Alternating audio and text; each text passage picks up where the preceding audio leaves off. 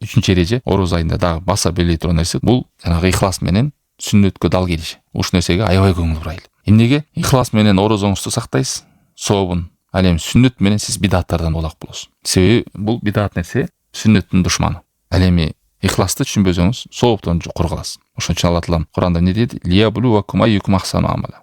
Аллах Таалам силерди сынаш үчүн кимиңер чырайлуу амал кыласыңар деген. Ал эми Фудайл ибн Аят чырайлуу амал деген эмне дегенде? Ихласы туу болгону жана туура болгону деген. Туура деген бул сүннөткө ылайык, ихласуу деген жалгыз Аллах Тааламдын өзү үчүн кылуу. Мына ушул кайсы сооп иш болбосун, ушул эки шартты көздүн карегинде адам сактап жүрүш керек. Мен чын эле муну Аллах Таалам үчүн кылып атамбы? Андан кийин мен бул амалды чын эле пайгамбар алейхиссалату вассалам чийип берген рамканын ичинде кылып атамбы?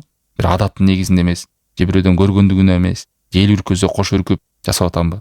Мына ошону тактап карабаш керек. Же элдин баары кылып атыр, мен да кылайын. Ихлас жок болсо, элдин баары тутуп атыр, мен да тутайын. Уят үйдөгүн баары орозо тутат, мен тута элекмин. Келиндерим жаштар, неберелерим тутуп атат, ушу жашка келип мен да тутпайм, кой, уят. Эл менен кош тутуп коеюнчу деген. Же бирөөлөр диета үчүн тутуп коеюнчу, бирөөлөр кишечниğimi тазалап коеюнчу, бирөө же ашказанымды тазалап коеюнчу, бирөө бир аз весим таштап коеюнчу. Ар бир ким ар кандай максатта орозо тутуп алгандар болот. Ал эми чын эле муну буйрук деп ихлас менен пайгамбар алейхиссалату вассалам көргөзүп берген жол менен тутайын. Бул айда эч кандай бидаттарды жасабайын. Ширктен көргөзүү угузудан улак болоюн деген нерсени адам жакшы көңүл буруш керек.